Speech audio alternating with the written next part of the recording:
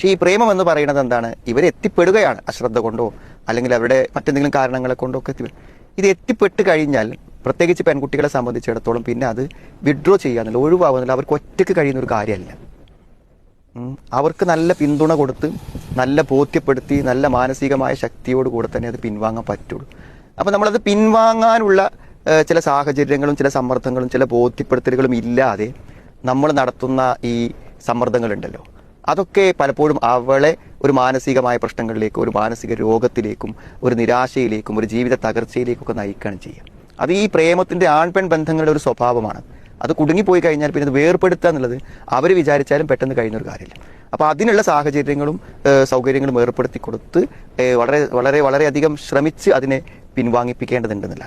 പക്ഷെ ഇവരത്തൊക്കെ ചില സ്റ്റെപ്പുകൾ പയക്കുന്നുണ്ട്. അപ്പോൾ അതിൽ ഞങ്ങൾ അന്വേഷിച്ചു വേണം. അന്വേഷിക്കുക എന്ന് പറഞ്ഞാൽ ഒരിക്കലും ഒരു പ്രേമ വിവാഹം നമുക്ക് നടത്താൻ കഴിയൂലെങ്കിൽ നമ്മളത് അന്വേഷിക്കാൻ പോകാൻ പാടില്ല. അന്വേഷിക്കുമ്പോൾ എന്താണ് അതിൻ്റെ അർത്ഥം? അപ്പോൾ ഈ പെൺകുട്ടി മനസ്സിലാക്കുന്നത് അവൻ എന്താണ് കുഴപ്പമില്ലാത്ത ഒരാളാണെങ്കിൽ ഈ വിവാഹം നടത്തിത്തരാൻ ഇവർക്ക് സമ്മതമാണ് എന്ന ഒരു മെസ്സേജാണ് ആ പെൺകുട്ടിക്ക് കിട്ടുന്നത്. അത് കിട്ടിക്കഴിഞ്ഞാലുള്ള കാര്യം എന്താ വെച്ചാൽ, ഇവൻ എൻ്റെ ഭർത്താവാകാൻ യോഗ്യനാണെന്ന് ഇവൾക്ക് ഉറപ്പാണ്. അപ്പോൾ അന്വേഷണത്തിൽ എന്ത് നെഗറ്റീവ് കണ്ടാലും ആ നെഗറ്റീവുകളൊന്നും അവൾക്ക് പ്രശ്നമാവില്ല. അപ്പോൾ അന്വേഷിക്കുമ്പോൾ നല്ലതാണെങ്കിൽ കഴിക്കാമെന്ന തീരുമാനത്തിലേക്ക് രക്ഷിതാക്കൾ എത്തി നടത്തും.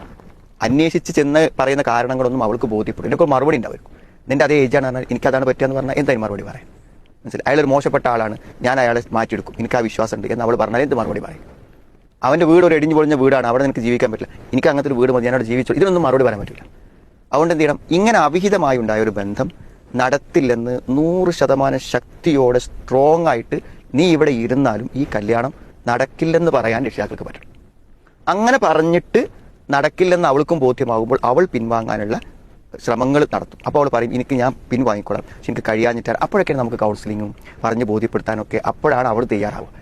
ഈ ഒരു മൂഡിൽ അവളെ കൊണ്ടായാലും അവൾ ആരോടും സംസാരിക്കാനൊന്നും തയ്യാറാവില്ല. അപ്പോൾ അതുകൊണ്ട് ആദ്യം രക്ഷിതാക്കൾ എടുക്കേണ്ടത് ഒരു നിലക്കും ഇതിലൊരു അയവും ഉണ്ടാവില്ല എന്ന് തോന്നുന്ന കണിശമായ ഒരു തീരുമാനത്തിൽ നിന്നുകൊണ്ട് മാത്രമേ ഇത്തരം പ്രശ്നങ്ങളെ കൈകാര്യം ചെയ്യാൻ പറ്റുള്ളൂ. അങ്ങനത്തെ ഒരു സ്ട്രോങ് ഡിസിഷൻ ഇവരെടുത്തു കഴിഞ്ഞാൽ സ്വാഭാവികമായിട്ട് അവൾക്ക് പിൻവാങ്ങേണ്ടി വരും. അപ്പോൾ അവൾ ഒരു കൗൺസിലിങ്ങിന് തയ്യാറാവും, സംസാരത്തിന് തയ്യാറാവും, അങ്ങനെ മാറ്റിയെടുക്കാൻ പറ്റും. ഇനി പറ്റുമെങ്കിൽ നമ്മൾ ഈ പ്രീമെരിറ്റൽ ക്യാമ്പുകൾ ഉണ്ടായിരിക്കും, അതിലൊക്കെ പോയി കഴിഞ്ഞാൽ എന്ത് ചെയ്യും? ഒരു പേഴ്സണലായി സംസാരിക്കുന്നതിനേക്കാളും ഇഫക്റ്റീവ് ആയിരിക്കുന്നത് ഒരു കോമൺ ക്ലാസ്സിൽ ഇരിക്കുമ്പോൾ അവർക്ക് ഇതിൻ്റെ കാര്യങ്ങളൊക്കെ മനസ്സിലായാൽ.